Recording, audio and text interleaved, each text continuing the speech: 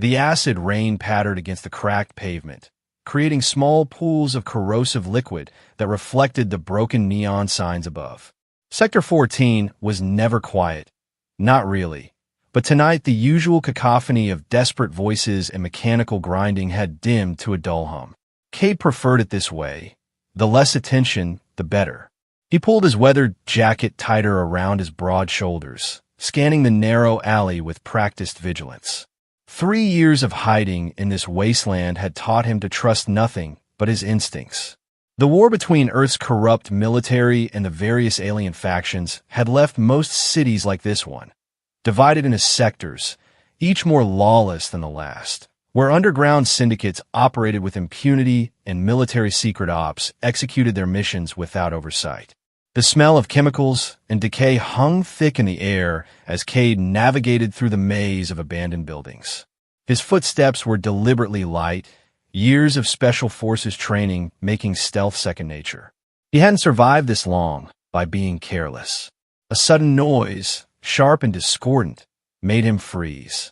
Voices echoed from a dead-end alley, the slurred words and predatory laughter unmistakable. "Pretty alien lady, all alone. Not so tough now, are you?" A drunken voice taunted. Cade melted into the shadows, observing the scene. 2 bulky men, their postures unsteady from whatever Baxtry alcohol they consumed, had cornered someone against the graffiti-covered wall. The figure they surrounded was tall and slender, with a militaristic stance despite being outnumbered. What caught Cade's attention was her appearance, distinctly not human. Her skin had a pale, greenish-gray hue that seemed almost luminescent in the dim light, and her black hair was tightly braided against her skull, revealing pointed ears that twitched with tension. "Just leave, humans," the alien woman spoke, her accent crisp and her tone dangerous despite her obvious disadvantage. "I have no quarrel with you." One of the men lunged forward, grabbing her arm. "Government pays good money for your kind. Maybe we turn you in, or maybe we." The alien moved with startling speed, breaking his grip and delivering a precise strike to his throat. But the second man was quicker than his drunkenness suggested. He slammed her against the wall, pressing a crude knife against her ribs. "Bitch," he spat. "You'll pay for that." Cade had seen enough. He stepped into the alley, his voice cutting through the tension like a blade. 2 against 1. Not very sporting, is it? Both men turned, momentarily distracted. The one with the knife sneered. "Mind your own business, stranger. Unless you want your guts decorating the pavement." Cade didn't bother responding with words. He moved with practiced efficiency, covering the distance between them in seconds. His first blow caught Knife Man in the solar plexus, doubling him over. The second strike, an open-palmed hit to the temple, sent him sprawling unconscious onto the wet ground. The first man, still recovering from the alien's throat strike, charged with a roar. Cade sidestepped, using the attacker's momentum to slam him face first into the wall. A quick knee to the back of his leg and an elbow to the base of his skull ensured he wouldn't be getting up anytime soon. The entire confrontation had taken less than 30 seconds. Cade turned to the alien woman, keeping a respectful distance. "Are you hurt?" She regarded him with piercing, metallic-colored eyes, her posture still defensive. A dark stain was spreading on her side where the knife had made contact. "I'm fine," she replied tersely, though her slight wince betrayed the lie. She was trying to stand straight, but was clearly favoring one side. "I didn't need your assistance." "Clearly," Cade said with a hint of irony. "That knife wound is just for decoration, I suppose." Her eyes narrowed. "Why did you intervene? What do you want?" It was a fair question. In Sector 14, altruism was as rare as clean water. Everyone had an angle, a price. "Let's just say, I don't like unfair odds," Cade replied, then gestured to her wound. "That needs attention. I have supplies nearby. Safe location." The alien woman's eyes darted to the mouth of the alley, then back to Cade, calculating. She was trapped in a hostile environment, injured, and clearly on the run from something or someone more dangerous than drunk thugs.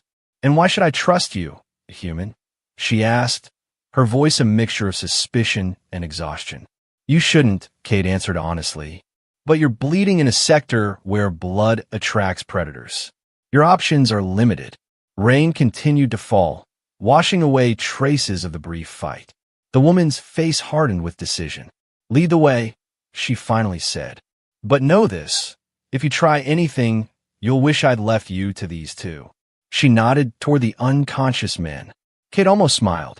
Noted, they moved quietly through the labyrinthine streets, the woman maintaining her distance despite her increasingly labored breathing. When they finally reached the old abandoned pharmaceutical factory Cade called home, he led her up a rusted fire escape to the third floor, where he'd converted a concrete storage room into a Spartan living space. "Welcome to my humble abode," he said as he unlocked the heavy, reinforced door. "It's not much, but it's secure." The alien woman paused at the threshold, her eyes scanning the interior with military precision, noting the security cameras, makeshift alarm systems, and sparse furnishings. Finally, she stepped inside, her body tense with readiness despite her injury. Cade closed the door behind them, activating the series of locks. The stage was set for whatever would come next: trust or betrayal, alliance or enmity. In this ruined world, either outcome was equally likely. The concrete room was dimly lit by a single functional power strip connected to a jury-rigged generator. Moisture stained the walls in dark patterns, and the air smelled of mold and metal. Cade's living space was minimal: a military-style cot in one corner, a table with several monitors displaying security feeds, a small arsenal of weapons carefully organized on a steel shelf, and a basic medical kit. "Sit," Cade instructed, gesturing to the edge of the cot while he retrieved the medical supplies. The alien woman remained standing, her eyes constantly moving between Cade, the exits, and the security monitors. "I prefer to stand." Cade shrugged. "Suit yourself. But you're swaying, and that wound needs cleaning before it gets infected." He placed the medical kit on the table. "I'm Kay, by the way." She hesitated before responding. "Raya." Her name had a melodic quality when she pronounced it, with a slight trill on the R that no human tongue could replicate. "Well, Raya, that knife probably wasn't clean. And if you bleed out in my safe house, it creates a logistical problem for me." He held up antiseptic and bandages. "Your choice." Raya's stern expression faltered slightly as she pressed a hand against her ribs, wincing. With obvious reluctance, she lowered herself onto the cot, her movements stiff and guarded. "You've had military training," she observed as Cade approached with the supplies. It wasn't a question. You could say that. He knelt beside her, keeping his movements deliberate and non-threatening. "I need to see the wound." After a moment's consideration, Raya cautiously lifted the edge of her fitted tactical shirt, revealing a nasty gash across her ribs. The blood had an unusual purplish tint, but otherwise, her anatomy seemed remarkably similar to human. What caught Cade's attention, however, was not just the fresh knife wound, but the pattern of older scars, some surgical, and what appeared to be a small metallic device partially embedded near her spine. If Ryan noticed his lingering gaze on the device, she didn't comment. Instead, she grimaced as Cade began cleaning the wound. "You're limping," he noted casually, focusing on his work. "Was that from tonight?" "No." Her response was clipped. "An older injury." Cade worked in silence for a moment, then added, "You should be more careful." Raya's laugh was sharp and humorless. "I can't walk straight. What did you do to me? Made me trust a human. That's the real injury." The comment hung in the air between them, half joking but lined with genuine wariness. Cade continued working, appreciating her attempt at deflection. "So what brings an alien with military training to the worst sector in the city?" he asked, applying an antiseptic gel to the cleaned wound. "Sector 14 isn't exactly a tourist destination." "What brings anyone here?" Raya countered. "Hiding. Same as you." Cade raised an eyebrow. "What makes you think I'm hiding?" "This place." She gestured around with her free hand. "The security. The way you fight. You're former special forces, yet you're living like a fugitive in this cesspool. So either you're hiding or you're hunting." Her metallic eyes locked with his. "And I don't think you're hunting." As Cade finished bandaging her wound, the proximity between them became suddenly apparent. He could feel her breath, slightly faster than normal, could see the fine details of her alien features. Not so different from human, yet undeniably foreign. Something shifted in the atmosphere, a tension that wasn't entirely born of suspicion. He moved back, giving her space. "You're very observant." "I have to be." She adjusted her clothing, covering the wound and, more importantly, the device near her spine. But she'd seen his notice of it. With a sigh, Raya turned slightly, showing him the edge of the device more clearly. "Since you've already seen it, this is why I'm running. It's a tracker, a control mechanism implanted by my government before I escaped." "Government?" Kate asked, his interest piqued. "Which faction?" "My planet's military research division." Her voice hardened. "They select those with certain genetic markers for special projects. Integration with tech, cross-species experimentation." She met his gaze unflinchingly. Human military isn't the only one with questionable ethics. Cade was about to respond when one of his security monitors flashed red, emitting a soft but insistent beep. He moved to the screen immediately, checking the perimeter cameras. "We have a problem," he said, his voice tense. "Armée personnel entrée secteur 14. Standard sweep formation, military-grade weapons." He looked back at Raya. "Friend of yours?" Her face paled slightly, the greenish undertone becoming more pronounced. "If they've tracked me here, that device is still active." It wasn't supposed to be, but she stood, wincing at the pain. "I need to go. Now. If that thing is broadcasting, they'll find you wherever you run in the sector." Cade made a quick decision. "There are maintenance tunnels beneath the city. We might be able to use them to get outside their search grid." Raya looked at him with genuine confusion. "We? Why would you risk yourself?" Cade was already gathering essential supplies, loading them efficiently into a weathered backpack. "Let's just say I have my own reasons to avoid military entanglements." He checked his weapon, a modified handgun that had seen better days. "Besides, I was getting bored with the view here anyway." A ghost of a smile touched Raya's lips before vanishing behind her stoic mask. "You're either very noble or very foolish." "I've been called worse," Cade replied, slinging the pack over his shoulder and heading for a hidden panel in the floor. "Hope you're not claustrophobic." As they descended into the darkness below, the security monitor continued to flash its warning into the empty room above. The hunters had arrived, and the chase was only beginning. The air in the maintenance tunnels was thick with decay and industrial runoff. Water dripped from corroded pipes, forming toxic puddles on the cracked concrete floor. The only illumination came from Cade's small tactical flashlight, casting long shadows that seemed to move with malicious intent. "These tunnels run beneath most of the old city," Cade explained in a hushed voice as they navigated the narrow passageways. "They're not on recent maps, which makes them useful for people who don't want to be found." Raya moved with careful precision behind him, her breathing controlled despite the obvious pain from her injuries. "Your knowledge is specific," she observed. "You've used these tunnels before." "A few times." Cade paused in intersection, checking his bearings.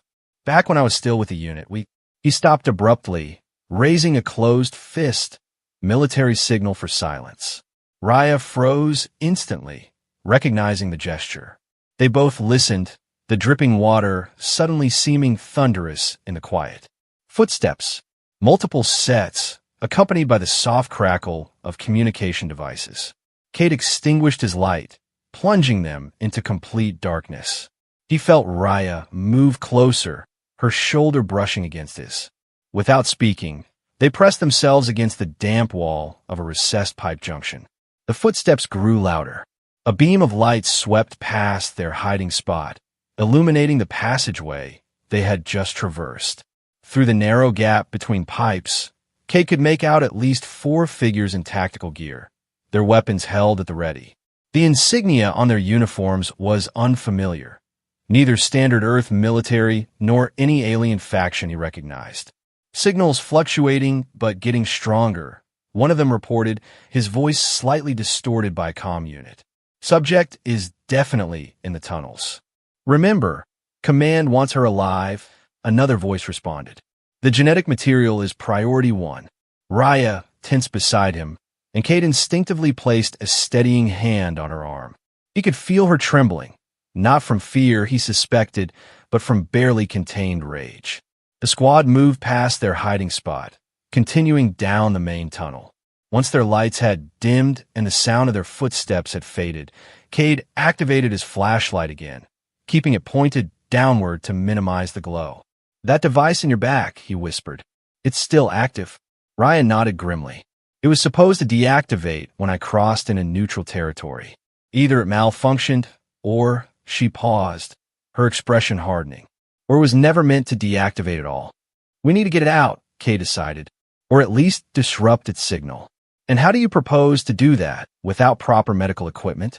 Raya challenged, though her tone suggested she already knew they had little choice. Cade considered their options. "There's an old communication outpost about a quarter-mile ahead. Used to be a military relay station before the sectors were established. Might have tools we can use, plus it's reinforced. Good place to make a stand if we have to." Raya studied his face in the dim light. "You're taking a significant risk for someone you just met." "What?" It was a fair question, one Cade had been asking himself since he'd intervened in that alley. The truth was complex, tied to memories he'd rather forget and a guilt that never quite faded. "Let's just say I've seen what happens when people like you end up in military labs," he replied quietly. "It's not something I care to witness again." Understanding passed between them, a silent acknowledgement of shared experience with institutional cruelty. Without another word, they resumed their careful journey through the tunnels, now moving away from their pursuers, but still very much hunted. They traveled in tense silence for what felt like hours, but was likely only 20 minutes. Finally, they reached a rusted door marked with faded military symbols. "Here we are," Cade said, producing a small tool from his pack to work on the ancient lock. "Home sweet home." Temporarily, the lock gave way with a reluctant groan, and they slipped inside what had once been a communications hub. Dust-covered equipment lined the walls, most of it obsolete even before the war. The air was stale but cleaner than in the tunnels. Cade secured the door behind them, reinforcing it with a metal pipe through the handles. "It won't hold them forever, but it'll buy us some time." Raya moved through the room with quiet efficiency, checking corners and potential exits. Her military training was evident in every movement, though the pain from her injuries was beginning to show in the slight stiffness of her gait. "So," she said, turning back to face him, "you were in a special unit. What happened?" Cade busied himself examining the abandoned equipment, avoiding her piercing gaze. "Nothing glamorous. I was part of a classified program. Extraterrestrial Containment Division." He found an old first aid station and began rummaging through it. "We were told we were protecting Earth from hostile alien threats. Reality was different." He paused, memories surfacing that he'd tried to bury. "Our last mission was a research facility in what used to be Antarctica. They had subjects there, aliens who had surrendered or been captured. They weren't combatants. Some were civilians, refugees." His voice hardened. What they were doing to them wasn't research. It was torture, vivisection, processing, they called it. Raya's expression remained neutral, but something in her eyes softened. "And you couldn't stomach it?" "No one with a soul could." Cade found what he was looking for, a basic surgical kit, likely expired but better than nothing. "I helped some of them escape. Got shot for my trouble. Been living in the shadows ever since." "A deserter with principles," Raya mused. "Rare combination." Cade approached her with the kit. "Now it's your turn. What's so special about your genetics that has both our species' militaries cooperating to hunt you down?" Raya hesitated, then turned, lifting the back of her shirt to fully reveal the device embedded near her spine. It was approximately the size of a coin, seamlessly integrated with her flesh, with tiny filaments extending into the surrounding tissue. "My species is certain. Adaptabilities that yours doesn't," she explained. "Rapid healing, environmental adaptation, heightened sensory perception. Most of my kind have some variation of these traits, but a small percentage, like me, have them at levels that interested our scientists. And yours?" Cade examined the device carefully. "They want to weaponize these traits. Create soldiers with your abilities. Or create hybrid beings altogether, Raya added quietly. Cross-species genetic experimentation. Consent optional. The implications hung heavy in the air between them. Cade understood with sudden clarity why she had been so wary of him, and why she now trusted him enough to turn her back to him, exposing her most vulnerable point. I could try to remove it, he said, but I won't lie. It'll hurt, and there's risk involved. Raya looked back at him over her shoulder, a grim smile on her lips. More risk than being captured and dissected? I think I'll take my chances with your questionable surgical skills. As Cade prepared the crude medical tools, Raya braced herself against the console, gripping the edges tightly. The moment felt strangely intimate, a trust born of shared danger and common enemies. Ready? He asked, positioning the scalpel near the device. Raya nodded, her knuckles white against the metal console. Do it. Cade worked methodically, cutting around the edges of the device where it met her skin.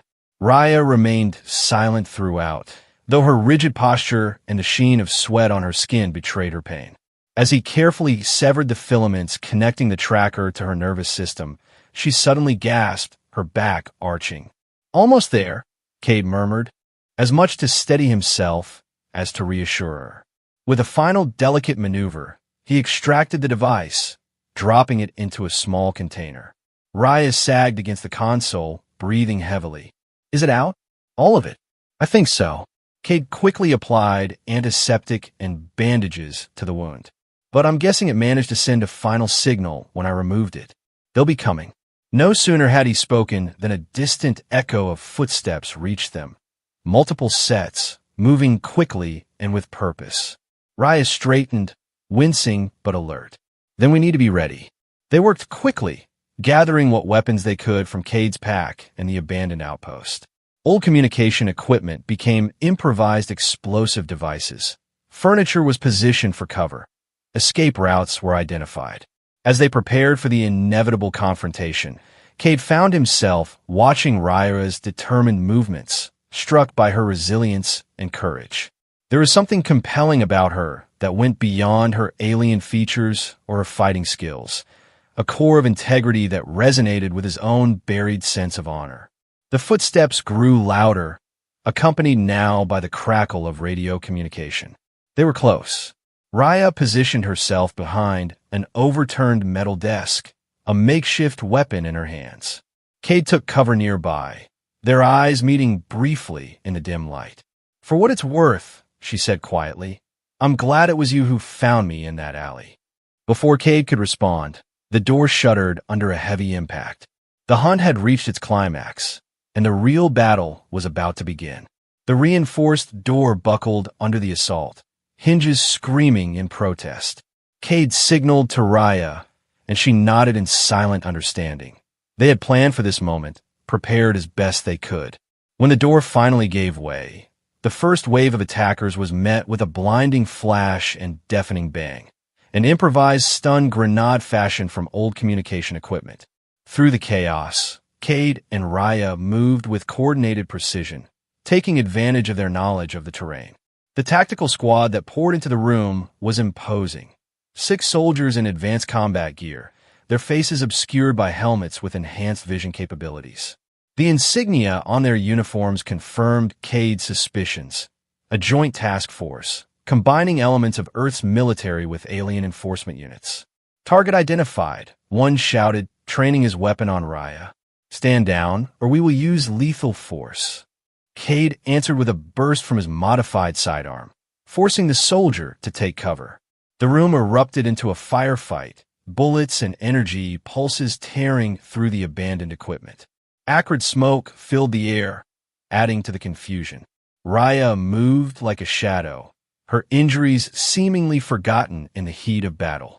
She disarmed one attacker with a fluid motion that Cade recognized as a martial art not of Earth origin, then used the captured weapon to disable another with a precision shot to the shoulder joint of his armor.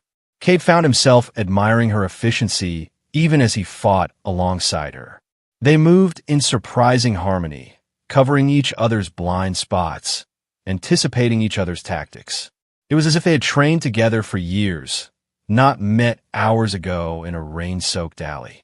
But the enemy squad was well-equipped and professional.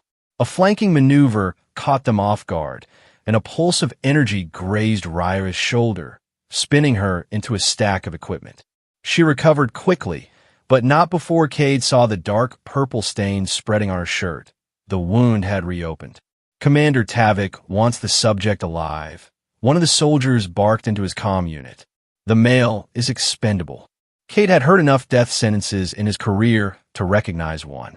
He signaled to Raya, indicating the secondary exit they had identified, a maintenance shaft leading deeper into the tunnel system. She shook her head stubbornly, unwilling to leave him behind. The momentary distraction cost her. A soldier charged from her blind side, tackling her to the ground. Cade moved instinctively, abandoning his cover to come to her aid.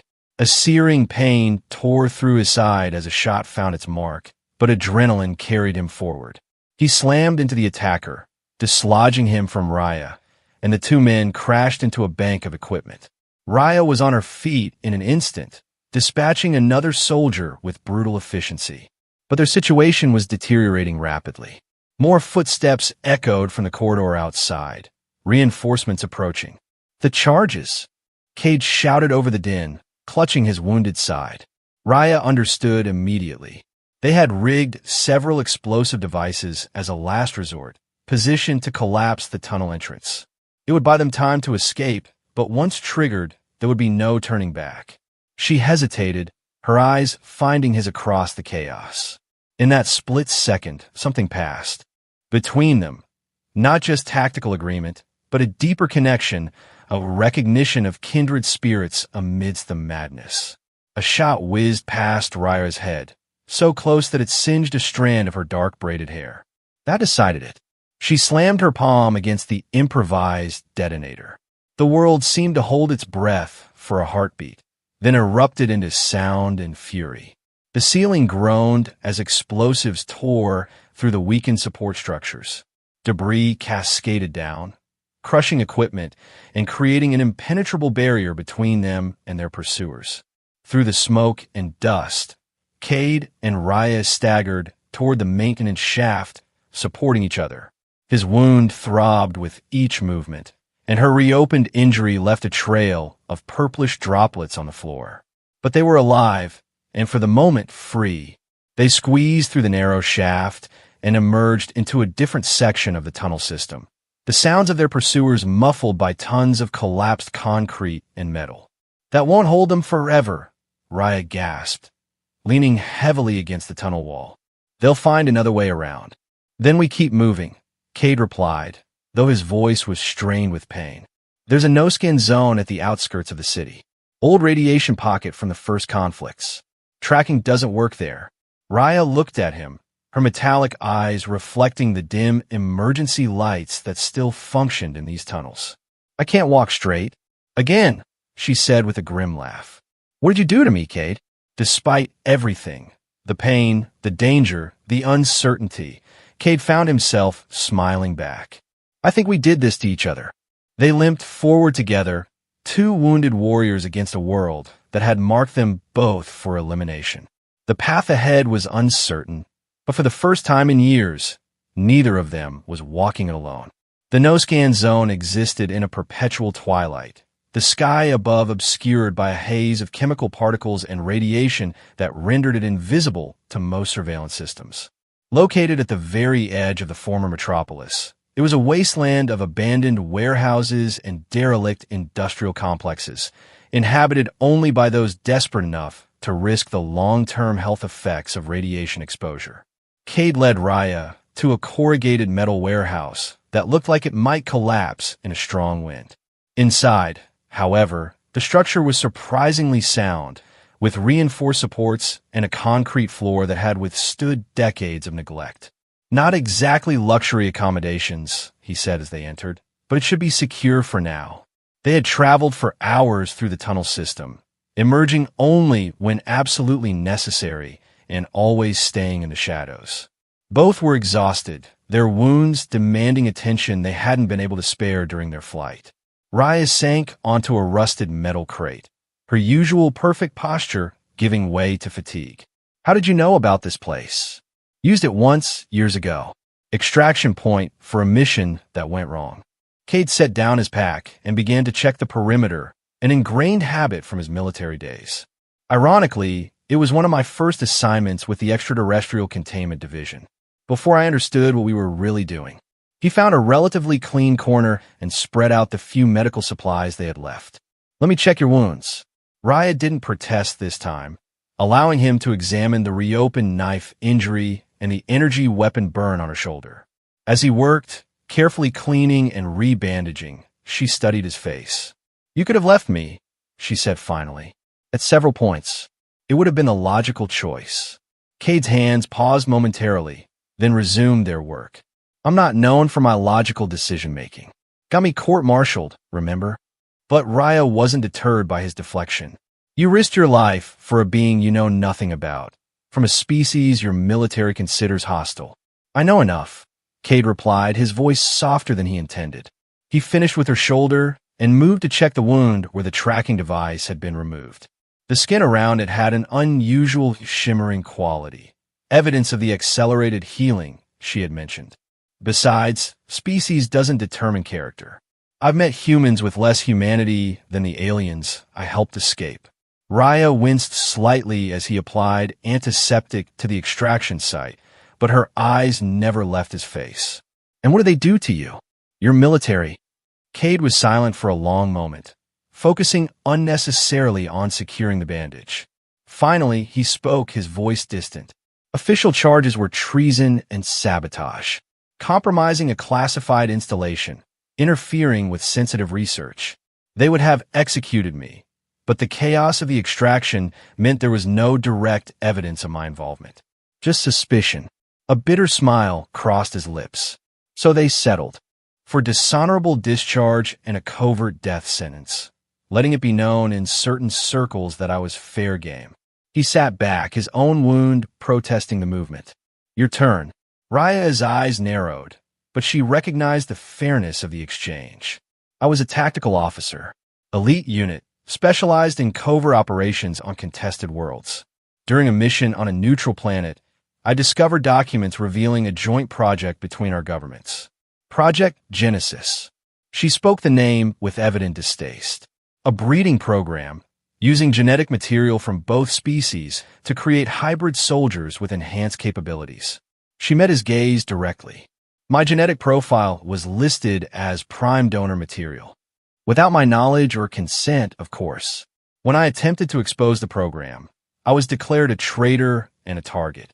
Her hand moved unconsciously to the now empty space where the tracker had been. They implanted the device during what was supposed to be a routine medical examination and sent me on a mission to Earth. I suspect they intended to capture me here all along, away from potential allies. Cade absorbed this information, pieces falling into place. So the squad that attacked us. Joint Task Force, Raya confirmed. Commanded by General Tavik of my planet's military, working alongside your Earth government's Black Operations Division. And the data from the communications outpost? Cade asked, remembering how she had downloaded information from the old systems before they had rigged the explosives. Raya reached into a concealed pocket and produced a small data crystal. Everything I could salvage about Project Genesis. Enough to expose both governments' involvement, if we can find a way to broadcast it. Though we didn't escape Cade's notice. Nor did the implication that their partnership had evolved from temporary alliance to something more enduring. First, we need to tend to your wounds, Raya said, gesturing to the bloodstains spreading on his side. Your turn to be the patient, as she helped him remove his jacket and shirt, revealing the energy weapon wound that had torn through his flesh.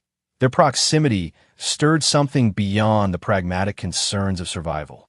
Raya's touch was clinical but gentle, her fingers cool against his fevered skin. You've lost a significant amount of blood, she observed, cleaning the wound with practiced movements. Had worse, Cade replied, though the room had begun to spin slightly around the edges. Raya gave him a look that suggested she didn't believe him but wouldn't argue the point. As she worked, a comfortable silence fell between them, broken only by the occasional instruction or question about the supplies. When she finished, Cade leaned back against the wall, feeling the numbing effect of the medical gel she had applied. "Thank you." Raya nodded, gathering the used supplies. She moved with the careful precision of someone managing pain, but the limping had improved slightly. Either her species' healing abilities were working, or she was simply becoming better at hiding her discomfort. "We should rest," Cade suggested. "Take shifts watching for pursuit." "Agreed." Raya settled beside him, her shoulder almost touching his. "I'll take first watch. You've lost more blood." Cade wanted to protest, but found his eyelids suddenly leaden.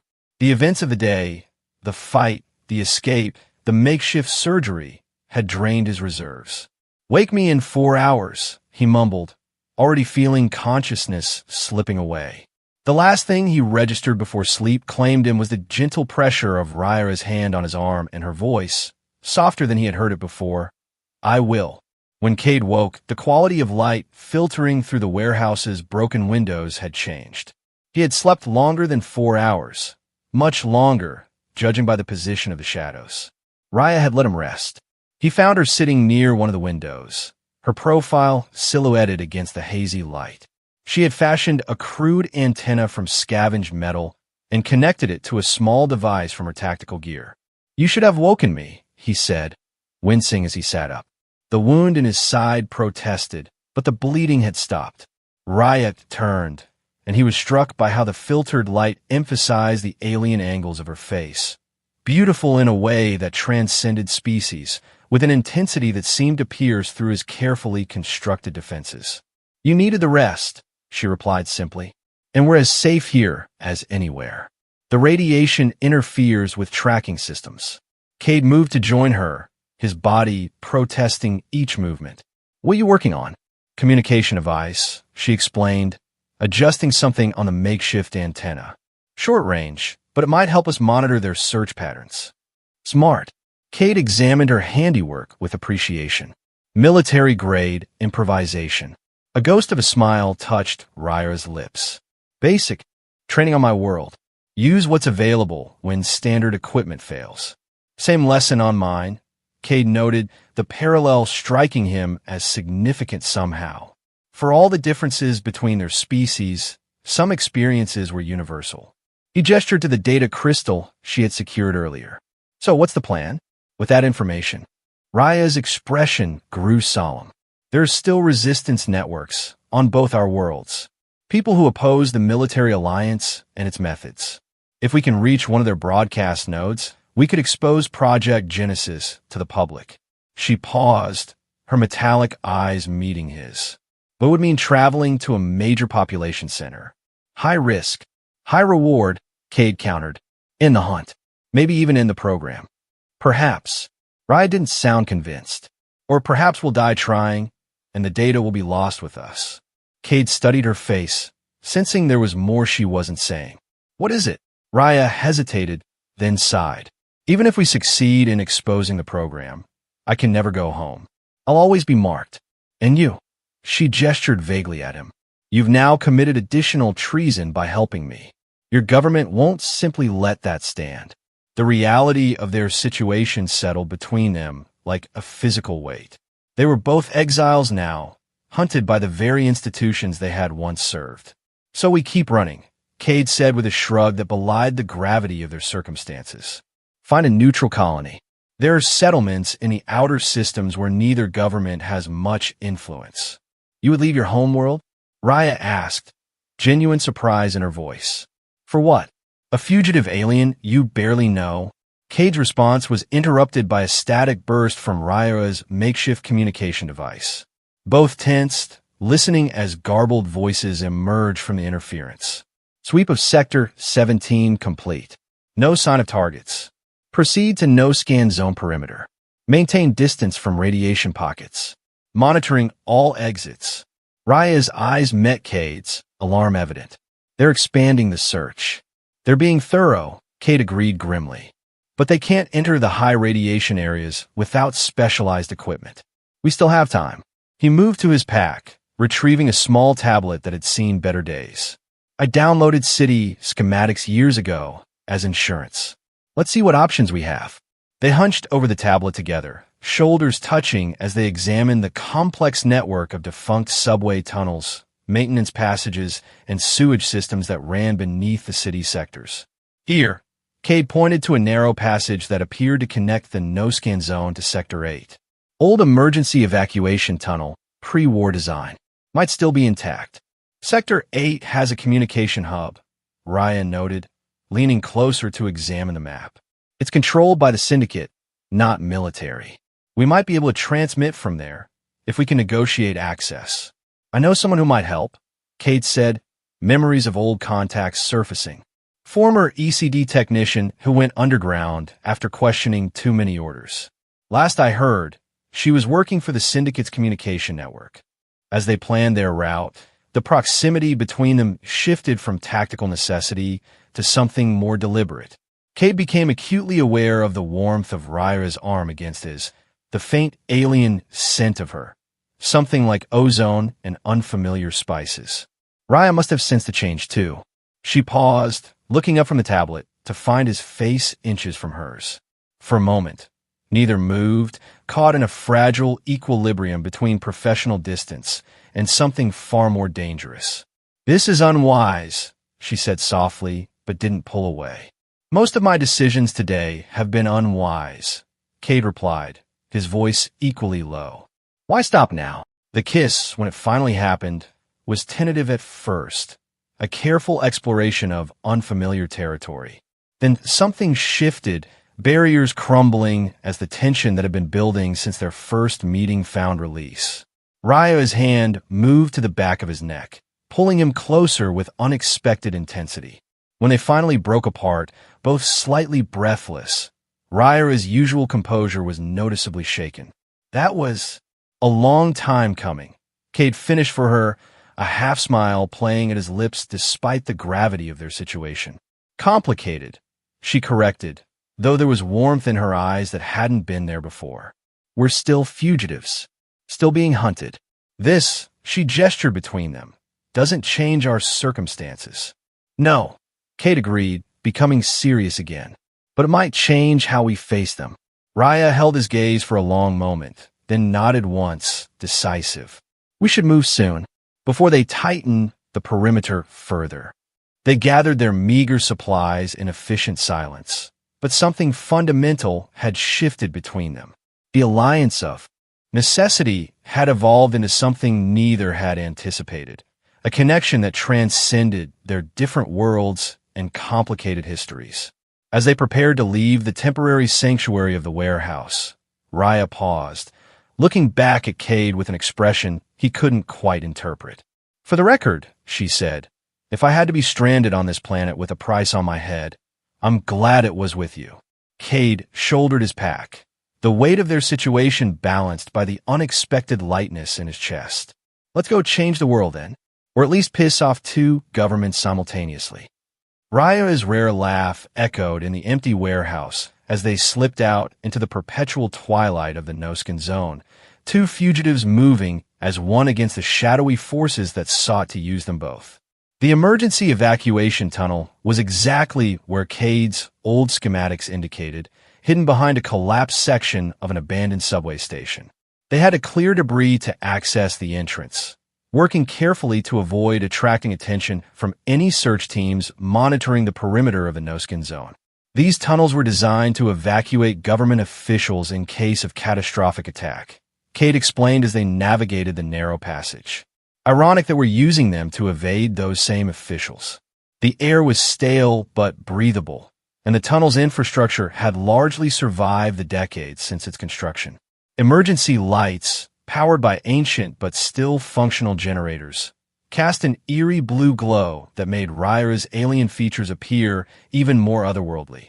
"Your wound is healing quickly," Cade observed, noticing that her limp had improved significantly. Raya nodded. "As I mentioned, accelerated healing is one of the traits they found. Valuable, though the energy weapon burn will take longer than the knife wound." "Must be convenient," Cade remarked, feeling the persistent throb of his own injury. "It has its costs," Raya replied, her tone suggesting the subject wasn't open for further discussion. They continued in relative silence. The only sounds their footsteps and the occasional distant rumble of the decaying city above. The tunnel inclined gradually upward, leading them towards Sector 8, a region controlled not by military forces but by the loosely organized criminal network known as the Syndicate. While not exactly safe, it offered something rare in this fractured world, a zone of relative neutrality where government forces operated with caution, if at all.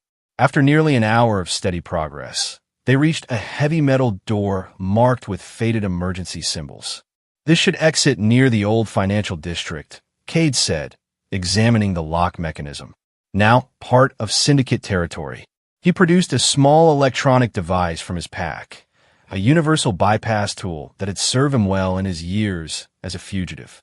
After several tense moments, the lock disengaged with a satisfying click. "After you," he offered with a slight bow. Raya eased the door open, weapon ready, and checked the area beyond before gesturing for Cade to follow. They emerged into what had once been a maintenance room for a luxury hotel, now repurposed as a storage space for contraband goods. The Syndicate's unofficial trademark. "Empty," Raya confirmed, holstering her weapon. "But recently used. We should move quickly." They navigated through the dimly lit room and up a narrow staircase that led to a service corridor. Here, the atmosphere changed dramatically. Unlike the abandoned sectors they had traversed, Sector 8 pulsed with illicit life. The corridor opened onto a bustling underground market, where stalls selling everything from black market tech to synthetic narcotics lined the walls of what had once been a high-end shopping arcade. Neon signs in multiple languages cast their garish glow over the diverse crowd. Humans mingling with various alien species, all engaged in the universal language of commerce. The air was thick with unfamiliar spices, synthetic smoke, and a constant murmur of haggling. Cade pulled his jacket collar higher, obscuring his features. "We'll blend in better here. The Syndicate doesn't care about species as long as you have credits or something valuable to trade." Raya adjusted her posture subtly, minimizing the military bearing that might draw attention. "Where do we find your contact?" "Communication hub is in the old broadcast tower," Cade replied, gesturing vaguely upward. 20 levels up, but we'll need to acquire some local currency first. Can't approach the hub empty-handed." "I have something better than currency," Raya said, producing a small object from a concealed pocket in her tactical gear. It was a data chip, similar in appearance to the one containing the Project Genesis information, but marked with different symbols. Cade raised an eyebrow in question. "Military-grade encryption algorithms," Raya explained. "Valuable to anyone in the information business. I've been saving it for an emergency." "This definitely qualifies," Cade agreed. "Let's hope your contact is still there and still sympathetic." They navigated the crowded marketplace with careful anonymity, just two more desperate individuals in a sector full of them. Yet Cade remained vigilant, noting the occasional scanning device or surveillance drone hovering above the crowds. The Syndicate maintained its own security systems, which could be bought by anyone with enough credits, including military intelligence. The broadcast tower loomed above them, a skeletal structure of metal and glass that had once transmitted entertainment and propaganda to the surrounding regions. Now it served as the nerve center for the Syndicate's information network, connecting the scattered remains of civilization through carefully controlled data streams. As they approached the tower's entrance, a subtle shift in the crowd caught Cade's attention, a ripple of movement, too coordinated to be random. He placed a warning hand on Raya's arm, slowing their pace. "We're being watched," he murmured, keeping his expression neutral. 3 o'clock, near the tech stall, and possibly at our 6 as well. Raya didn't turn to look, trusting his assessment. "Syndicate security or military?" "Can't tell yet," Cade replied, guiding them toward a densely packed food court. "But we need to lose them before we approach the tower." They wove through the crowd with practiced ease, employing counter-surveillance techniques that both had learned in their respective military training. A sudden turn here, a double back there, using reflective surfaces to monitor their pursuers without direct observation. "They're good," Raya noted after several minutes of evasive maneuvers. "Professional." Not typical syndicate thugs. Agreed, Cade said grimly. We need a diversion. The opportunity presented itself in the form of a rowdy group of smugglers arguing with a vendor over the price of contraband earth liquor. As the dispute escalated, Cade gave Raya a meaningful look. She understood immediately, and they moved in perfect synchronization. Cade bumped accidentally into one of the smugglers, apologizing profusely in a slurred voice that suggested intoxication. When the smuggler turned aggressively, Raya stumbled into the vendor's stall, sending bottles crashing to the ground. Chaos erupted instantly. The smugglers, assuming they were being robbed, attacked the vendor's security. Bystanders either fled or joined the fray, creating a whirlpool of confusion that spread rapidly through the marketplace. Amidst the disorder, Cade and Raya slipped away, using the confusion to break the line of sight with their watchers. They ducked into a service corridor, then rapidly ascended an emergency stairwell that wound its way up the interior of the broadcast tower. That won't hold them for long, Cade panted as they climbed. His wound protested the exertion, sending sharp pain through his side. It doesn't need to, Raya replied, her breathing controlled despite their pace. We just need enough time to reach your contact. They paused at the 15th level to catch their breath and reorient. Cade checked his ancient tablet, confirming their position. Communication hub should be 5 more levels up. North quadrant, he said. Security will be tighter there. Raya nodded, concern evident in her eyes as she noted the fresh blood seeping through Cade's bandage. Your wound has reopened. I'll manage, he assured her, though the pain was intensifying. We're too close to stop now. They continued their ascent, more cautiously now, aware that the commotion below would have alerted all security personnel in the tower. When they finally reached the 20th level, they found the corridor leading to the communication hub blocked by 2 armed guards, syndicate enforcers in mismatched body armor, carrying high-powered pulse rifles. Now what? Raya whispered as they observed from around corner. Cade considered their options. Direct approach might be best. My contact, if she's still here, would have significant influence. We asked to see her, offer the encryption algorithms as payment. And if she's not here, Raya questioned, or no longer sympathetic, then we improvise, Cade replied with a grim smile. Not like we have many alternatives at this point. Decision made. They emerged from hiding and approached the guards directly, hands visible to show they weren't immediate threats. The guards raised their weapons instantly, faces impassive behind tactical visors. State your business, the larger of the two demanded.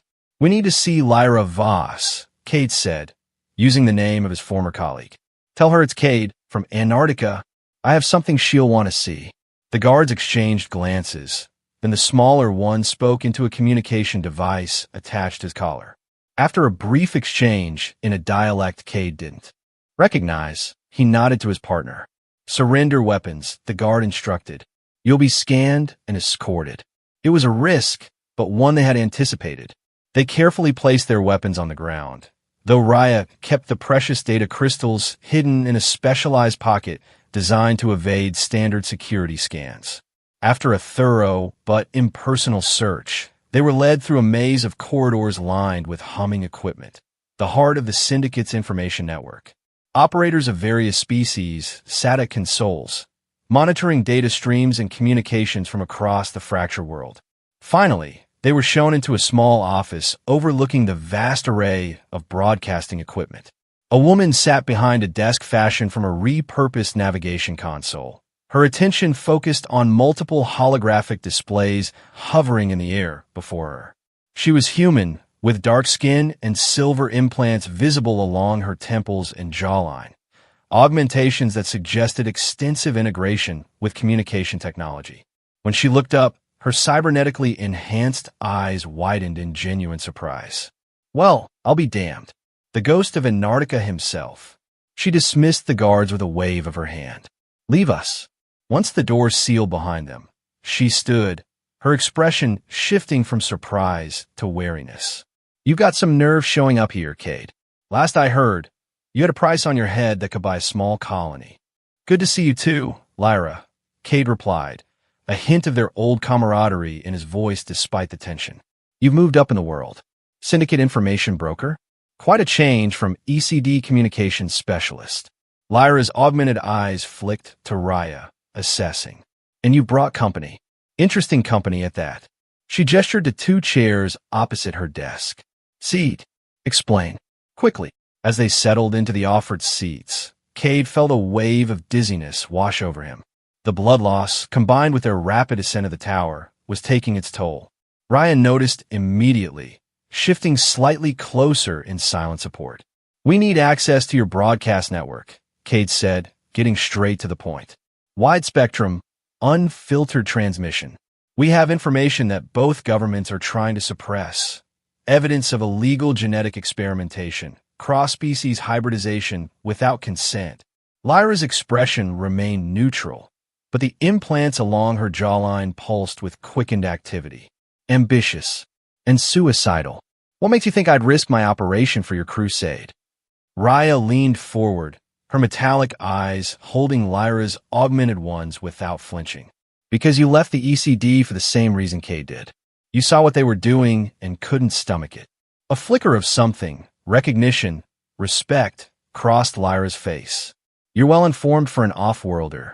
I'm the proof of what they're doing, Raya replied simply. One of their prime genetic donors, selected without consent for their hybridization program. Understanding dawned in Lyra's expression. Project Genesis. There have been rumors.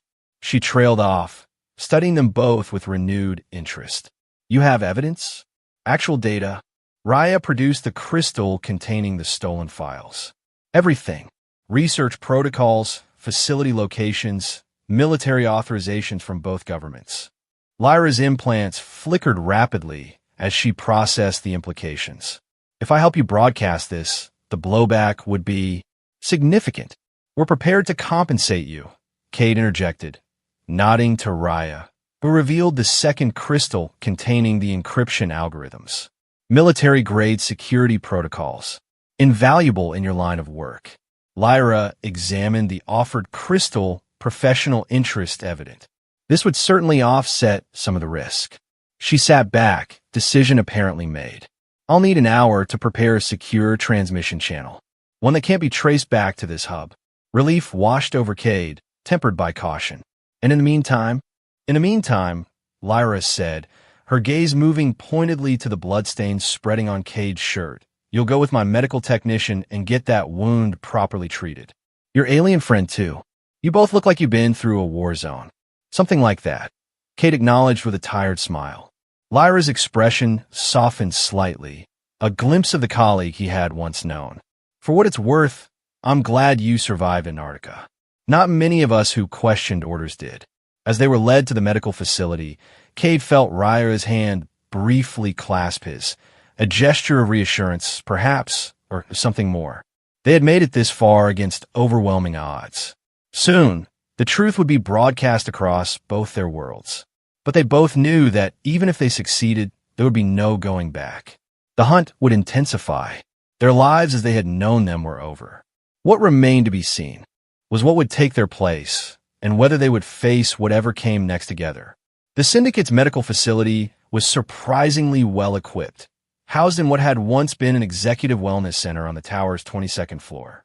Advanced technology, much of it stolen or salvaged from military installations, lined the walls of the sterile room. A medical technician with 6 arms, a species Cade vaguely recognized as from one of the outer system colonies, worked with impressive efficiency, treating both their wounds simultaneously. The creature said little, but its touch was gentle despite the clinical precision of its movements. Your physiology is fascinating, it finally commented to Raya in a melodic, multi-tone voice. The accelerated cellular regeneration. Remarkable. Raya tensed slightly, but remained polite. Thank you for your assistance. Those government types, the technician continued, applying a specialized healing gel to Cade's wound, always try to weaponize what they should be learning from. Integration, not exploitation, that's the way forward. Cade exchanged a meaningful glance with Raya. The sentiment echoed their own convictions, suggesting that perhaps public opinion might be more supportive of their cause than they had dared hope. When their treatment was complete, leaving them both vastly improved, if not fully healed, they were escorted back to Lyra's office. The information broker had been busy in their absence. The holographic displays surrounding her desk now showed complex transmission patterns and security protocols. "It's ready," she announced without preamble. "I've created a cascading broadcast signal that will bounce through 17 different relay points before hitting the primary communication satellites. Untraceable, at least long enough for the data to spread beyond containment." She gestured to a specialized console that had been prepared nearby. "You'll have approximately 3 minutes before countermeasures begin. That should be sufficient to transfer the core data." Raya moved to the console, inserting the crystal containing the Project Genesis files. Her hands moved with practiced precision over the unfamiliar interface, selecting and prioritizing the most damning evidence. "What happens after the broadcast?" Cade asked Lyra quietly while Raya worked. Lyra's augmented eyes met his, a mixture of compassion and pragmatism in her gaze. "You run. Far and fast. This," she nodded toward the transmission setup, "will burn bridges you can't rebuild." "We were never going home anyway," Cade acknowledged. "But at least this way, others might be spared." "Speaking of sparing others," Lyra said, her voice dropping further, "there's something you should know. While you were in medical, my security systems detected a military scan sweep entering Sector 8. Not the usual patrols. These are special forces. They're looking for someone specific. They found us." Cade realized a cold weight settling in his stomach. "How long do we have?" "Not long," Lyra admitted. "The Syndicate is maintaining a buffer zone around the tower for now. Mutual non-interference pact. But that won't hold if they identify you as the targets." She hesitated, then added, "I've prepared an exit route. Service elevator to the basement, then access to the old subway tunnels. It's not on any current maps." Cade studied her, surprised by the level of assistance. "You're taking a significant risk, Lyra." A bitter smile touched her lips. "Let's just say I've been waiting for a chance to strike back at the ECD for a long time. This broadcast will hurt them where it counts, public perception. After what they did to those aliens in Antarctica, to our colleagues who objected, this is justice, long overdue." At the console, Raya looked up. "It's ready." Transmission package compiled and secured. Lyra moved to join her, reviewing the prepared data. Effective selection. These research logs alone should trigger significant public outrage. She made a few final adjustments to the transmission parameters. "On my mark, initiate the broadcast sequence. Once started, it cannot be stopped or recalled." The moment hung suspended between them, the culmination of their desperate flight, their wounds, their growing bond. Whatever came next, this act would change the course of two worlds. Raya's eyes found Cade's across the room, seeking something, reassurance, perhaps, or shared resolve. He nodded once, a gesture that conveyed everything words could not. "Mark," Lyra announced. Raya initiated the sequence. The console hummed to life, indicators flashing as the data began its journey through the complex relay system Lyra had established. On the holographic displays, they watched the progress in real time, the information spreading like ripples in a pond, reaching further with each passing second. Receiving stations, acknowledging, Lyra reported, monitoring the feedback. Independent. News networks, resistance channels, even some official government frequencies, they're all getting it. A surge of vindication washed over Cade. The truth was out, spreading beyond anyone's ability to contain it. Whatever happened to them now, they had accomplished their mission. The moment of triumph was short-lived. A security alert flashed across Lyra's implants, causing her to stiffen. "Military forces breaching the tower perimeter," she announced tensely. "They've overridden the Syndicate's security protocols. You need to go. Now." She pressed a data chip into Cade's hand. "Coordinates for a safe location outside the city. Old resistance bunker. Supplies, communications equipment. It should buy you time to plan your next move." "Lyra," Cade began, but she cut him off. Go, she insisted. I'll delay them as long as possible. The service elevator is through that door, code 7392. Don't stop for anything. There was no time for proper farewells. With a final nod of gratitude, Cade and Raya hurried toward the indicated exit, the sounds of alarm klaxons already echoing through the tower. The service elevator was ancient but functional, descending rapidly through the core of the building. As they plummeted toward the basement levels, Raya's hand found Cade's, their fingers intertwining. Whatever happens, she said quietly, what we did here matters. Cade squeezed her hand in response. It matters. And we're not finished yet. The elevator shuddered to a halt at the lowest level, opening onto a dimly lit maintenance area. They moved swiftly through the space, following the path Lyra had outlined, until they reached a rusted door marked with faded warning signs. Beyond lay the old subway tunnels, a labyrinth of darkness that represented both escape and uncertainty. As they prepared to enter this next phase of their journey, distant shouting and the sound of weapons fire echoed from above. The hunters had arrived, but their quarry was already moving deeper into the shadows. Hand in hand, they stepped through the doorway, leaving behind the light and chaos of the tower. The broadcast was complete. The truth was spreading. Now, they had to survive long enough to see what world would emerge from the revelation. The old subway tunnels stretched before them like the veins of a forgotten giant, dark and silent save for the occasional drip of water from rusted pipes. They moved quickly but cautiously, guided by the schematics Lyra had provided on the data chip. If her information is accurate, these tunnels lead beyond the city perimeter, Cade explained as they navigated the darkness, their way lit only by a small tactical light. From there, it's about 20 miles of wasteland to reach the bunker coordinates. Raya moved with natural grace despite the uneven flooring, her species' enhanced vision allowing her to detect obstacles that Cade would have stumbled over. They'll expect us to flee the city. Search protocols will focus on transport hubs, checkpoints. Which is why we're going underground, Cade agreed. Old school. Off their scans, they fell into a rhythm together, communicating with minimal words or gestures as they traversed the abandoned system. Hours passed, marked only by their steady progress and occasional pauses to check their route or listen for pursuit. Finally, they reached a maintenance shaft that, according to the schematics, would lead them to the surface just beyond the city's outer wall. The climb was arduous, testing their still healing wounds, but eventually they emerged into the harsh light of early morning. The landscape beyond the city was a desolate expanse of radiation-scarred earth and twisted metal, the remains of suburbs that had been destroyed in the early conflicts. In the distance, a mountain range provided the only relief from the blasted horizon, its slopes partially reclaimed by tenacious vegetation.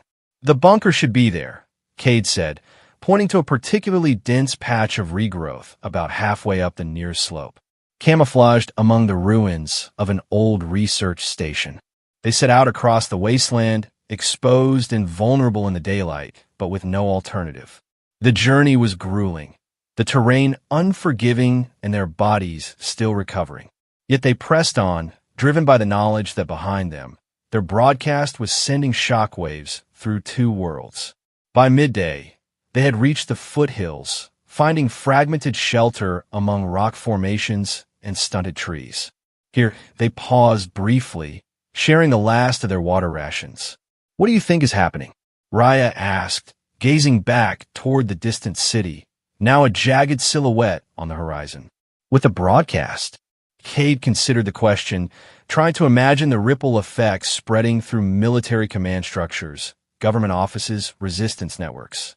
Denial first. Official channels will claim it's fabricated propaganda. But the evidence was too detailed, too specific. Questions will persist. On my world, dissent is discouraged, Raya said carefully. But even their secrets this significant have a way of eroding control, especially when they involve forced genetic harvesting of citizens. The same on Earth, Cade replied. Our history is full of classified programs that eventually came to light. Some were shut down. Others just went deeper underground. He met her gaze directly. which is why our work isn't finished. Raya nodded, understanding his implication. We've revealed the truth. Now we need to ensure it leads to action, not just outrage that fades with the next crisis. They continued their ascent, the conversation adding purpose to their exhausted steps. By late afternoon, they had reached the coordinates Lyra had provided, finding themselves in a rocky clearing surrounded by the rusted remains of scientific equipment. "Should be here somewhere," Cade muttered, scanning the area for anything resembling an entrance. Resistance bunkers were typically disguised as maintenance facilities or storage units. After several minutes of searching, Raya called him over to what appeared to be a collapsed shed half buried in the hillside. The pattern of the debris is too uniform. Deliberate, not natural decay. Cade examined the structure, noting the subtle signs of camouflage, weathering patterns that didn't quite match the surrounding ruins, support beams that were far sturdier than necessary for a simple storage shed. Good eye. Together they cleared away enough of the cunningly arranged debris to reveal a reinforced door with a keypad. Cade entered the access code from Lyra's data chip, and with a pneumatic hiss, the entrance unsealed. The interior of the bunker was surprisingly well maintained, a stark contrast to the deteriorated facade. Clean lines and functional equipment suggested regular use, despite its remote location. The main chamber contained communication consoles, weapon racks, supply cabinets, and two narrow but comfortable-looking cots. Resistance cell safe house, Cade observed, recognizing the layout from his military days. Active 1 from the looks of it. Raya moved immediately to the communications array, her fingers dancing over the controls with practiced ease. Let's see what impact our broadcast has had. The system came online, displaying multiple information channels simultaneously. What they saw exceeded their most optimistic expectations. The Project Genesis data had spread virally across both official and underground networks. News feeds showed protests erupting in major Earth cities. Interstellar communication channels reported similar unrest on Raya's homeworld. Military officials from both governments were issuing increasingly desperate denials, but the evidence spoke for itself. "It's working," Raya said, something like wonder at her voice. "They're listening. They're acting." Cade moved to stand beside her, watching the cascading reports with a mixture of satisfaction and caution. This is just the beginning. The real fight will be ensuring it doesn't get buried again. As they monitored the unfolding situation, exhaustion finally caught up with them. Their bodies, pushed beyond reasonable limits over the past days, demanded rest. They took turns sleeping and watching the communications, neither quite believing they had reached this moment of relative safety. During one of his monitoring shifts, Cade received an encrypted message through a channel Lyra had specified. It was brief, but significant. Tower secured. L safe. Military in disarray. Target priority on you two increased. Stay dark. He showed the message to Raya when she woke. At least Lyra survived. And we're now the most wanted fugitives on 2 planets. Raya added wryly. Quite an achievement. As the day progressed into evening, they took inventory of the bunker's supplies, sufficient for weeks if necessary, and discussed their options. The communication system allowed them to monitor but not transmit, preventing them from being traced but also limiting their ability to coordinate with potential allies. "We could try to reach one of the neutral colonies," Cade suggested, studying a star chart displayed on one of the consoles. "Several have declared independence from both governments. No extradition. Assuming we could find transportation," Raya pointed out. "Every spaceport will be watching for us." The conversation paused as Raya winced suddenly, her hand moving to her side where the tracker had been removed. Cade was at her side instantly, concern evident. "Just phantom pain," she assured him. "The neural connections are still healing." Cade wasn't entirely convinced, but he didn't press the issue. Instead, he found medical supplies and helped her check the wound, using the opportunity to be close to her without having to articulate the complex emotions that had developed between them. As he worked, their proximity created a charged silence, filled with all the things they hadn't said. The events of the past days had forged a connection between them that transcended their different worlds, different species, a bond formed in shared danger and mutual respect that had evolved into something neither had expected to find. "Your world," Raya said suddenly, breaking the silence. "What was it like before all this?" The question caught Cade off guard, personal rather than tactical, a glimpse beneath her guarded exterior. He considered as he finished applying a fresh bandage to her side. "Beautiful, in parts," he finally answered. "Troubled in others. Not so different from yours, I imagine. People trying to live their lives while powers above them made decisions that shaped their fate." He sat back. Their work complete, but neither moving to increase the distance between them. "I grew up near an ocean. Used to watch the sunset over the water every evening. We have 3 moons," Raya offered in return. "When they align, the light is bright enough to read by. My home was in a forested region, trees that grow in spirals toward the sky." A faint smile touched her lips. "I used to climb to the highest branches, looking up at the stars, wondering what worlds were out there. And now you know," Kate said softly. "Now I know," she agreed, her metallic eyes holding his. The moment stretched between them, intimate and fragile. When Raya reached out to touch his face, her fingers cool against his skin, it felt like the most natural progression imaginable. Their first kiss had been impulsive, born of tension and uncertainty. This one was deliberate, an acknowledgement of the connection that had grown between them. When they finally separated, Raya's usually perfect composure was beautifully disheveled. "I can't walk straight," she whispered, half laughing, half serious. "What did you do to me?" Cade smiled, recognizing the phrase that had become something of a touchstone between them. "I could ask you the same question." The tenderness of the moment was interrupted by a sudden alert from the communication console, a priority signal flashing on the secured channel. They moved quickly to investigate, the brief interlude of personal connection set aside for the pressing reality of their situation. The message was encrypted, but the system recognized the sender signature, Lyra. With tense anticipation, they decoded the transmission.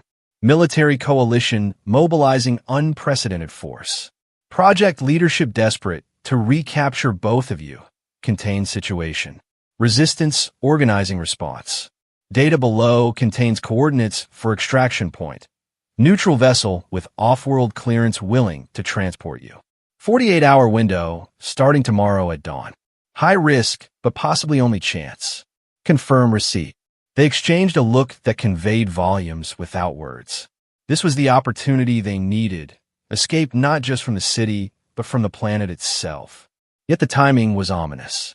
The massive response suggested their broadcast had hit its target with devastating accuracy, threatening the very foundations of Project Genesis. "It's a hell of a risk," Kate observed, examining the coordinates. "The extraction point is nearly 100 miles from here, through heavily monitored territory. Staying here is equally risky," Raya countered. "If they implement a systematic sweep of the Outlands, this bunker will eventually be discovered." Kate nodded grimly. "So, we run again." "We run," Raya agreed. "But this time, with a clear destination." They spent the remaining hours of the night preparing for the journey, gathering supplies, studying map projections of the territory they would need to cross, and monitoring communication channels for any intelligence on military movements. By dawn, they had formulated a route that balanced speed with stealth, taking advantage of dead zones and surveillance coverage where possible. As they made final preparations to leave the relative safety of the bunker, Raya paused, her expression uncharacteristically vulnerable. "Cade," she began, then hesitated, searching for words. "If we succeed, if we reach this extraction point and leave Earth, I don't know what awaits us. Exile, certainly. Perhaps worse, if either of our governments manages to extend their reach." "I know the risks," Kate assured her. "That's not what I'm trying to say," Raya continued, frustration at her own uncharacteristic awkwardness evident. "What I mean is, whatever comes next, I want to face it with you. Not just as allies of convenience, but as—" She trailed off, the concept too new, too fragile to articulate fully. Kate closed the distance between them, taking her hands in his. "As partners," he finished for her, "in all ways." The relief in her eyes was immediate. Yes, partners. With that understanding between them, they emerged from the bunker into the harsh light of dawn, securing the entrance behind them to leave no trace of their presence. The journey ahead was daunting. 100 miles of hostile territory, pursued by the combined forces of two worlds. But for the first time since their paths had crossed in that rain-soaked alley, they moved forward not just as fugitives fleeing a common enemy, but as two beings who had chosen each other despite every barrier of species and circumstance. The terrain beyond the bunker was challenging, rocky slopes giving way to radiation-scarred plains, punctuated by the skeletal remains of pre-war structures. They maintained a punishing pace, knowing that each hour brought them closer to both salvation and the forces that sought to recapture them. By midday, they had covered nearly 20 miles, keeping to natural ravines and the shadows of ruined buildings to avoid aerial surveillance. They paused briefly in the hollow shell of what had once been a scientific outpost, seeking shelter from the harsh sun and a chance to check their bearings. Patrols are increasing, Raya observed, consulting a small scanner she had taken from the bunker. Military signatures moving outward from the city in systematic search patterns. They're being thorough, Kate agreed grimly. The broadcast must have hit harder than we anticipated. They're desperate to regain control of the narrative. As if to confirm his assessment, the scanner suddenly lit up with multiple alerts. Aircraft, Raya reported tensely. Military transports. 7 of them, moving in our general direction. They pressed themselves deeper into the shadows of the ruined structure, watching the sky with held breath. Minutes later, the transports appeared on the horizon. Massive, armored vehicles designed for troop deployment in hostile territory. That's not a standard search party, Cade muttered, recognizing the model. That's an invasion force. They watched in tense silence as the fleet of aircraft passed overhead, continuing eastward toward a range of low hills that lay in their path. When the immediate danger had passed, they emerged cautiously, reassessing their route. They're setting up a blockade, Raya concluded, studying the scanner readings, cutting off access to the region where the extraction point is located. Cade consulted their map, searching for alternatives. There's a ravine system that runs parallel to those hills, not on recent military charts. Might allow us to slip through their perimeter if we time it right. The new route would add miles to their journey, but with the military establishing a hard blockade, they had little choice. They set out again, pushing their still-healing bodies to the limit, aware that the window for their extraction was fixed and unforgiving. As dusk approached, they reached the edge of the ravine system, a network of deep cuts in the earth, carved by ancient waterways long since dried up. From their vantage point, they could see the military blockade in the distance, searchlights sweeping across the terrain, and fortified positions being established at strategic points. We'll need to move through during full darkness, Cade decided. Less chance of visual detection. Ryan nodded in agreement, though her expression had grown increasingly tense over the past hour. She sank to a seated position, her back against a boulder, and closed her eyes briefly. "You okay?" Cade asked, concern edging his voice. "The remnants of the tracker device," she admitted quietly. "The neural interfaces were more extensive than we realized. Removal is having side effects." Cade knelt beside her, alarm rising. "What kind of side effects?" "Neural feedback, sporadic pain, some sensory distortion."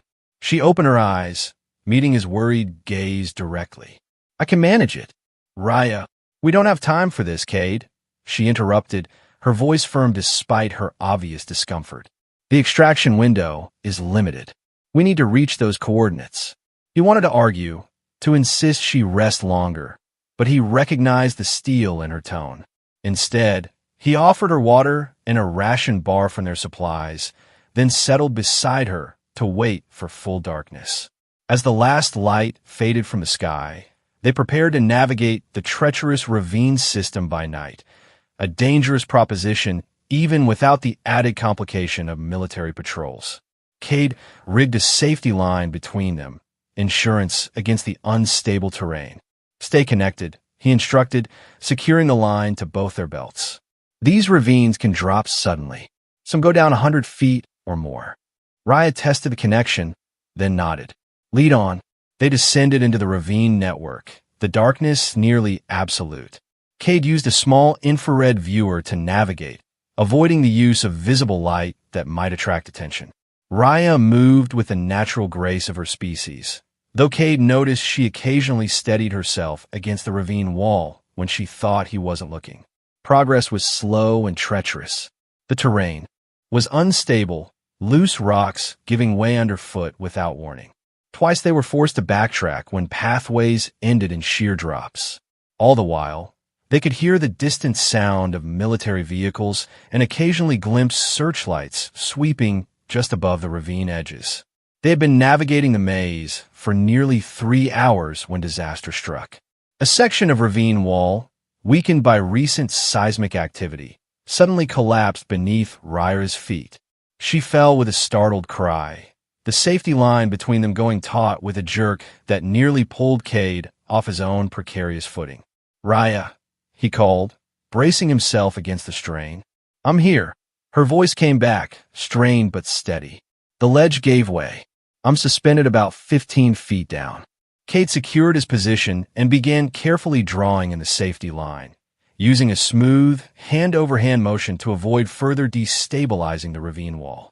Gradually, he pulled her back to safety, gripping her arm firmly as she scrambled over the edge. They collapsed together on solid ground, breathing heavily from exertion and adrenaline. In the faint ambient light, Cade could see fresh blood on Raya's temple where she had struck the ravine wall during her fall. "That's enough excitement for one night," he said grimly, examining the injury. It wasn't serious. Her species' accelerated healing was already working to close the wound, but it was one more stress on a body that had endured too much in recent days. "We need to keep moving," Raya insisted, though she didn't immediately try to stand. How much farther to clear the blockade line? Cade consulted their position on the map. "Another hour, maybe 2, through this terrain. Then we'll be beyond their current perimeter. Extraction point is still about 40 miles beyond that." Ryan nodded, determination evident despite her exhaustion. "We can make it." They rested briefly, sharing water and rechecking their route, then resumed their careful progress through the ravine system. By the time they emerged on the far side, the first hints of dawn were lightening the eastern sky.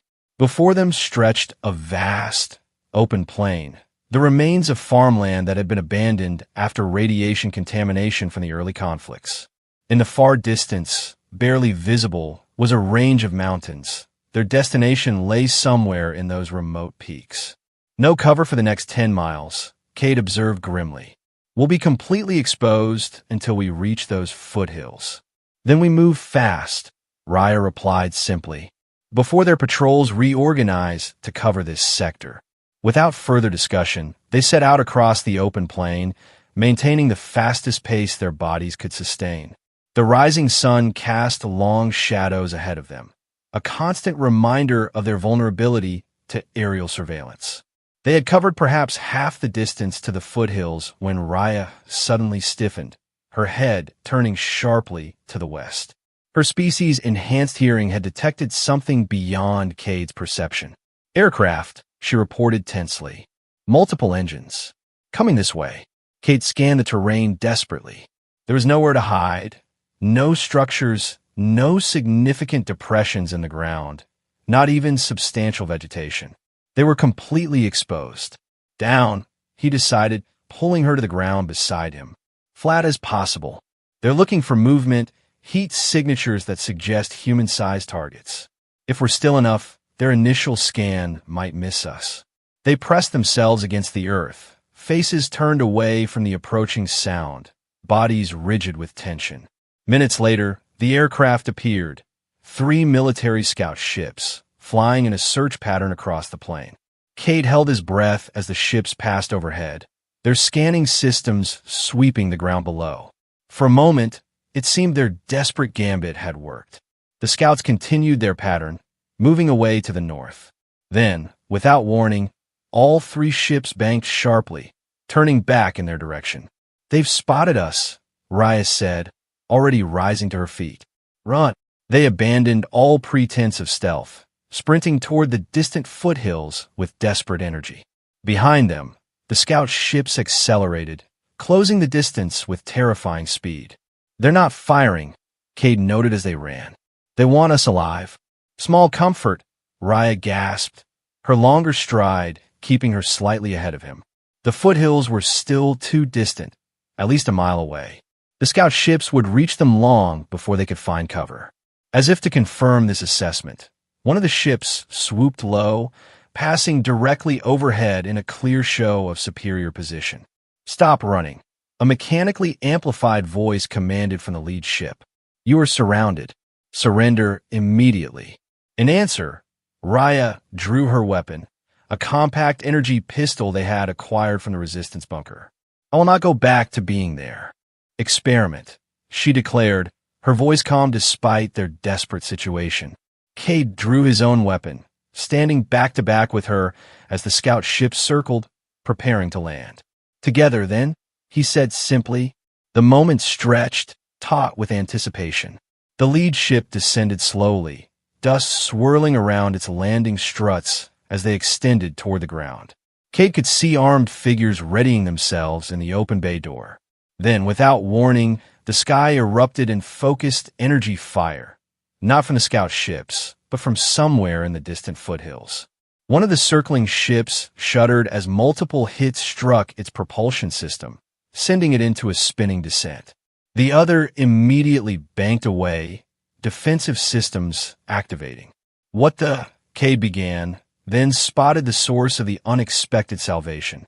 3 small, sleek vessels had emerged from concealment in the foothills, their design unfamiliar, but their intentions clear as they engaged the military ships with precision fire. Resistance, Raya realized, hope flaring. They've sent support. The lead scout ship, already committed to landing, accelerated suddenly upward, abandoning its original plan in the face of this new threat. Soldiers who had been preparing to deploy scrambled to secure themselves as the ship executed evasive maneuvers. "Run for the foothills," Cade urged, grabbing Raya's hand. While they're distracted, they sprinted toward the distant slopes, where the resistance vessels were now decisively gaining the advantage in the aerial battle. Above them, the military ships attempted to coordinate a retreat, one of them trailing smoke from a damaged engine. As they reached the first rocky outcroppings of the foothills, a ground vehicle emerged from behind a ridge, a rugged transport bearing the same unfamiliar insignia as the resistance vessels. It skidded to a halt beside them, and the driver's door swung open to reveal a figure they recognized immediately. "Lyra!" Cade gasped in disbelief. The former ECD communications specialist grinned at them from behind the wheel, her cybernetic implants glinting in the sunlight. "Get in, you idiots! The diversion won't last forever." They needed no further encouragement, piling into the vehicle as Lyra gunned the engine, sending them hurtling deeper into the foothills. Above, the aerial battle continued, but it was clear the resistance forces had achieved their objective, creating an opportunity for extraction. "I thought you were staying at the tower," Cade said once they had put some distance between themselves and the engagement zone.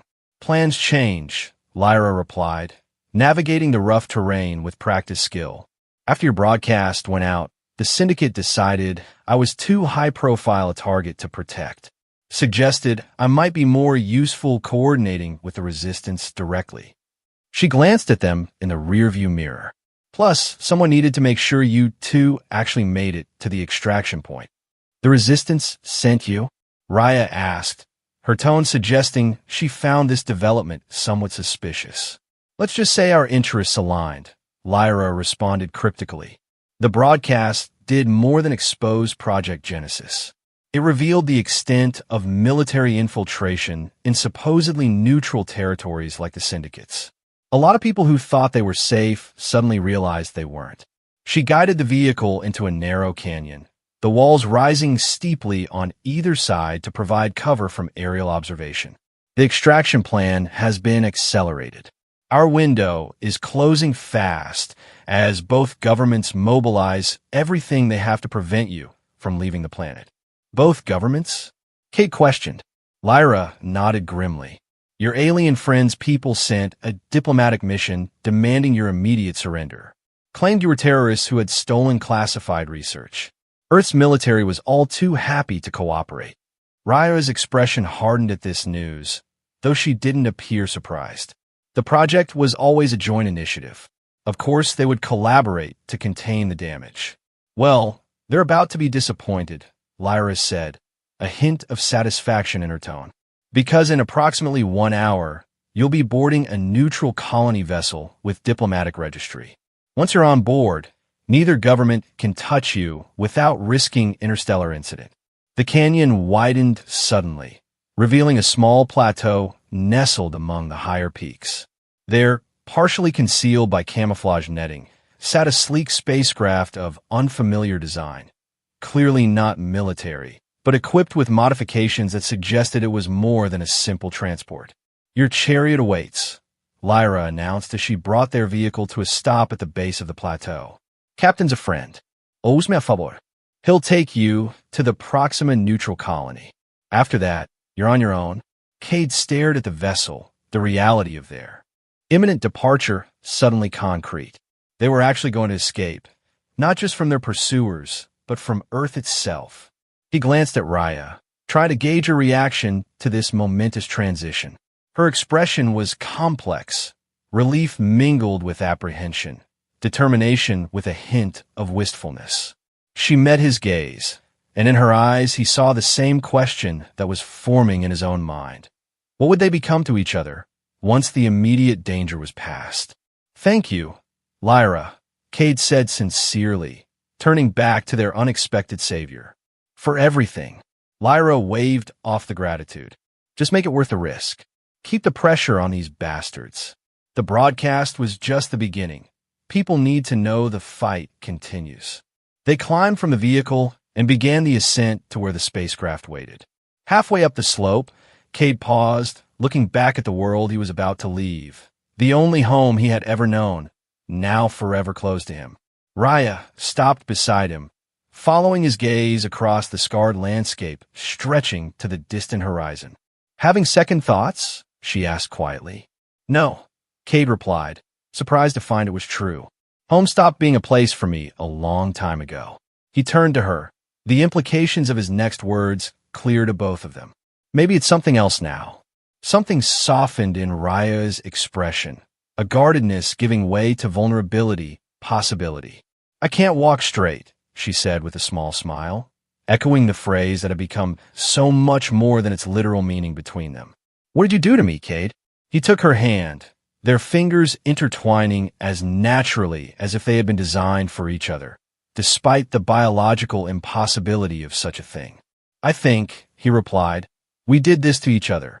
Together they turned and continued up the slope, toward the waiting ship and whatever future they would forge among the stars.